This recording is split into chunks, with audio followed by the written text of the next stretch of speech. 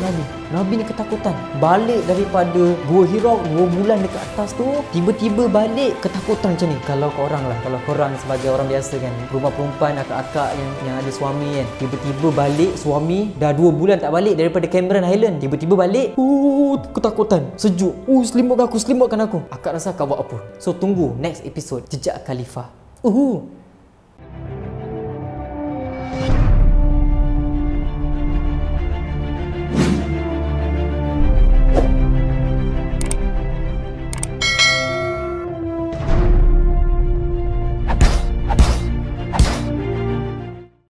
Peluk Nabi.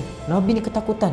Balik daripada Gua Hira 2 bulan dekat atas tu, tiba-tiba balik ketakutan macam ni. Kalau korang lah, kalau korang sebagai orang biasa kan, rumah perempuan, akak-akak yang ada suami kan, tiba-tiba balik suami dah 2 bulan tak balik daripada Cameron Highland, tiba-tiba balik, ketakutan, sejuk, selimutkan aku. Akak rasa akak buat apa? Engkau ni daripada mana? Balik ketakutan, sejuk-sejuk macam ni. Aku main perempuan ni. Kantoi ni, kantoi.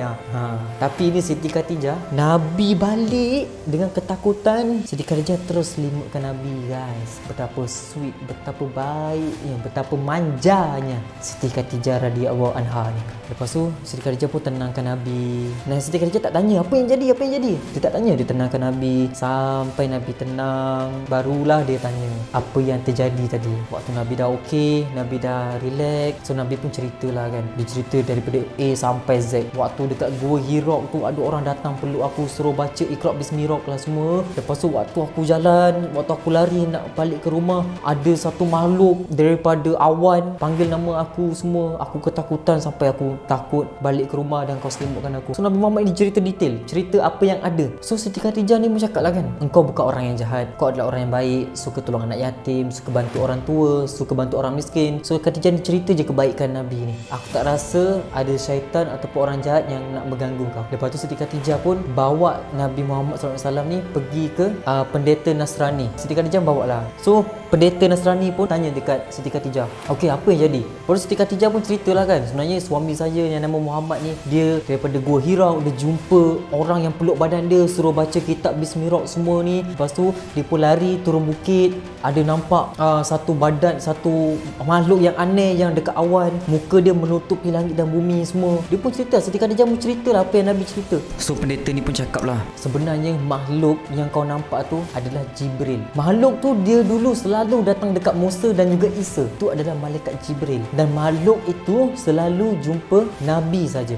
Nabi dengan Siti Khatijah macam terperanjat lah. Betul ke? Bermakna aku Nabi ke? Nabi Muhammad dia macam tak percaya. Bermakna aku Nabi ke? Betul, kau adalah Nabi. Pendeta kata, nanti kau akan diperangi oleh kaum kau, dan waktu tu aku akan tolong kau dan aku akan bantu kau. Aku akan masuk Islam lah maksudnya. Bila ajaran kau dah turun, maksudnya bila dakwah Nabi tu, Allah dah suruh berdakwah, barulah pendeta ni nak masuk Islam sama dengan Nabi. So tapi malangnya pendeta ni meninggal selepas sebulan ataupun 2 bulan macam tu. So dia tak sempat nak join Nabi berdakwah, dia tak sempat masuk Islam. Tapi dia adalah orang yang dijamin masuk surga sebab dia dah niat dalam hati yang Nabi nanti akan dihalau dengan kaumnya. So dia ni akan tolong Nabi. So pendeta ni adalah satu pendeta Nasrani yang dijamin masuk surga. So diorang pun baliklah ke rumah. Nabi Muhammad dengan Siti Khatijah pun cerita balik apa yang jadi kan. Betul ke aku ni seorang Nabi kan? Dia macam tak percaya lah sebab nama Nabi ni antara Nabi Muhammad dengan Nabi Isa jarak dia maybe lebih kurang dalam 600 ataupun ke 1000 tahun. Maybe lah. Ini kiraan saya lah kan. So mereka Nabi Muhammad dengan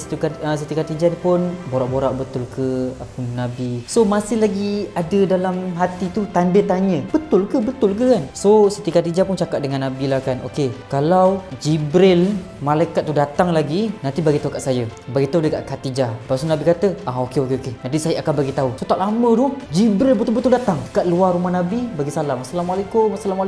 Lepas tu Nabi tengok, Jibril. So Nabi pun terus panggil Siti Khatijah, Khatijah, sini. Jibril sudah datang. Tapi Khatijah tak nampak Jibril, hanya Nabi je yang nampak Jibril ni. So lepas tu Siti Khatijah pun tengok, tak ada. Tapi Siti Khatijah duduk. Bila Jibril datang tu, Nabi dia cakap Jibril datang, Siti Khatijah pun duduk dekat sofa lah kan, maybe kerusi. So Siti Khatijah pun duduk. So Siti Khatijah cakap dekat Nabi, kau nampak lagi Jibril? Lepas tu Nabi kata, ya, aku nampak lagi Jibril, dia dekat luar, dia tengah jangan tengok-tengok. Okey, lepas tu Siti Khadijah pun cakap, kalau macam tu awak duduklah kat belakang saya.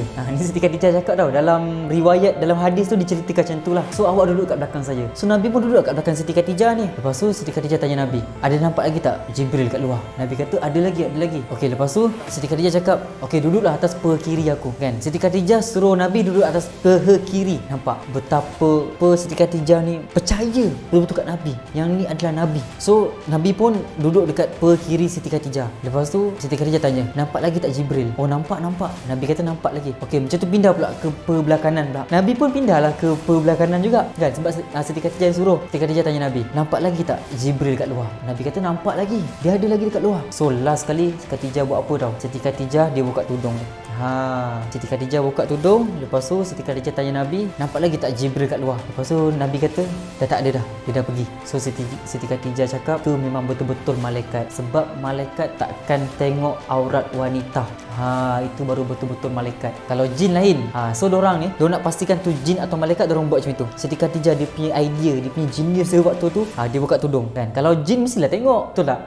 Tapi kalau malaikat, memang dia, malaikat ni memang terjaga. Pandangan mata dorang ni memang dorang terjaga. Dorang tak boleh tengok benda-benda yang nampak aurat, dorang tak boleh dekat tempat-tempat yang busuk. So memang malaikat ni memang terjaga lah. So Nabi Muhammad kata pun, oh Jibril dah pergi. So Siti Khadijah cakap, memang betul lah itu malaikat Jibril. So Nabi kata, so bermakna aku betul-betul Nabi lah ni, betul-betul Nabi lah ni, Nabi dan Rasul. So Nabi macam dah semangat lah, oh betul-betul lah saya ni Nabi. Macam tu. So selepas kejadian tu, Jibril langsung tak datang.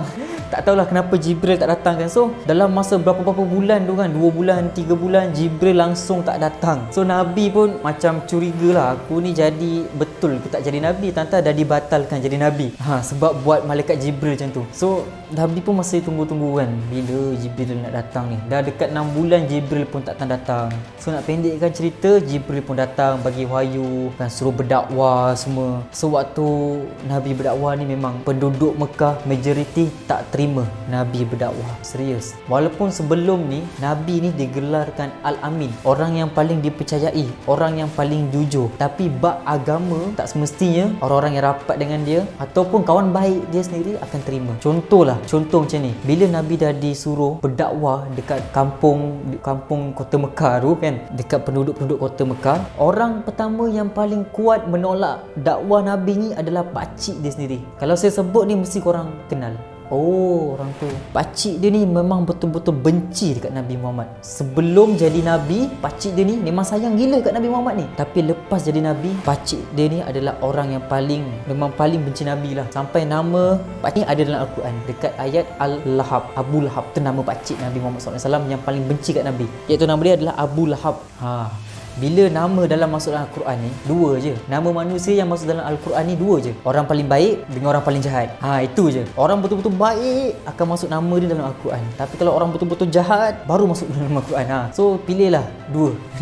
Kalau nak masuk nama dalam Al-Quran, nak jadi baik kan jadi jahat. Tapi sekarang dah tak ada lagi wahyu turun, so tak akan ada lah nama korang dalam Al-Quran. Tak ada lah. So dakwah Nabi Muhammad memang kena tolak. Ada yang sampai balik najis, ada yang sampai hina Nabi semua. Setiap kali Nabi balik berdakwah, Siti Khadijah akan bagi motivasi kat Nabi. Satu je pesan Siti Khadijah yang buat Nabi ingat sampai bila-bila. Wahai suamiku, suatu hari nanti Allah akan menangkan agama ini. Jadi perjuangan kau takkan sia-sia. Nabi ingat pesan Siti Khadijah sampai bila-bila. Pesan tu yang melekat dekat hati Nabi lah. So bila Nabi balik berdakwah, baju kotor, Siti Khadijah pun tengoklah suami dia. Ya Allah, dulu suami aku ni orang yang paling dipercayai, orang yang paling terhormat dekat kota Mekah. Tapi bila dakwah turun, suruh berdakwah, suami aku jadi macam ni. Dituduh gila, dituduh pendusta, dituduh ahli sihir, semualah. So bila Nabi dah berdakwah pada waktu itu, ada segelintir orang-orang penduduk Mekah yang masuk Islam. Tapi yang masuk Islam pada waktu itu bukan orang-orang kaya, bukan orang-orang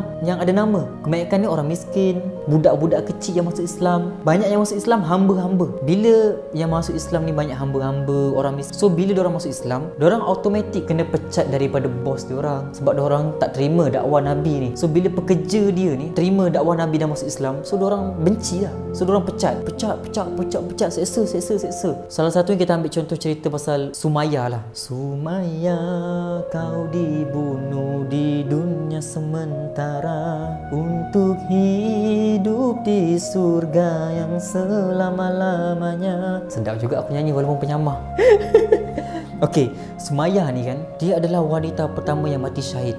Sebab yang bunuh dia adalah Abu Jahal. Abu Jahal atau Umayyah bin Khalaf ke apa, saya tak ingat lah. Tapi dia adalah wanita pertama yang terbunuh syahid sebab dia menolak daripada sembah berhala, dan dia lebih memilih daripada sembah berhala, dan dia memilih agama Islam. Itu kita boleh cerita part lain lah. So, kebanyakan hamba-hamba, anak-anak kecil, orang-orang susah yang masuk Islam. So, Nabi Muhammad ni orang kaya, orang yang banyak duit. So, Nabi Muhammad ni lah yang support daripada segi makanan, rumah, ubat. Sepanjang waktu dakwah tu, mereka ni masuk Islam, diorang tak ada tempat tidur, tak ada tempat tinggal, tak ada rumah, tak ada makanan, tak ada pendapatan. So duit yang Nabi Muhammad ada, Nabi Muhammad keluarkan untuk tanggung mereka. Faham tak? Untuk tanggung orang-orang baru masuk Islam ni makan, tempat tinggal dan sebagainya. Dan pernah ada satu kisah, waktu tu Nabi Muhammad pergi mengembala kambing. Kan Nabi Muhammad ni memang setiap nabi yang ada mesti pernah jadi penggembala kambing. So Nabi Muhammad ni pergi menggala kambing, menggembala kambing dekat padang pasir lah kan, bagi kambing makan kan. Kambing tu sebanyak gunung. Diceritakan dalam hadis ni, dalam riwayat ni, kambing tu sebanyak gunung yang ada dekat situ. Maksudnya ada satu gunung dekat situ, bukit. Kambing dia pun kalau duduk kat atas gunung tu penuh dengan kambing tu. So tak boleh kira lah berapa banyak kambing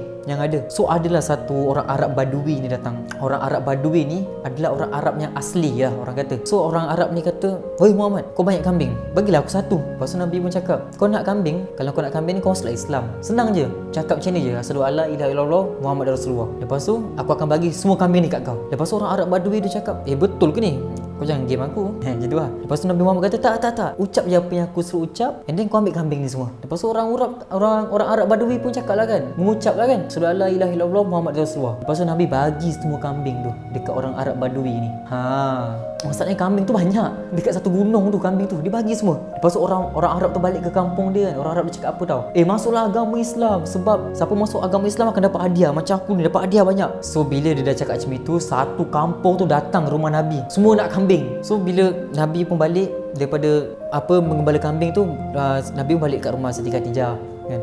Lepas Siti Khadijah tanya, "Mana kambing tadi?" "Kambing tadi aku dah bagi dekat orang Arab Badui, sebab dia masuk Islam, aku hadiahkan kambing ni." Okey, benda pertama aku nak tanya, kalau suami korang, okey lah, macam ni lah kan, suami korang bawa kereta korang pergi Kawas, lepas tu balik jalan kaki, tanya mana kereta? "Oh, tadi aku bagi dekat seorang tu, kesian dia tak ada kereta." Mestilah, dah lah kereta satu je, kenapa bagi orang lain? Dah lah hutang bank lagi kan. Tapi ni Khadijah jawab,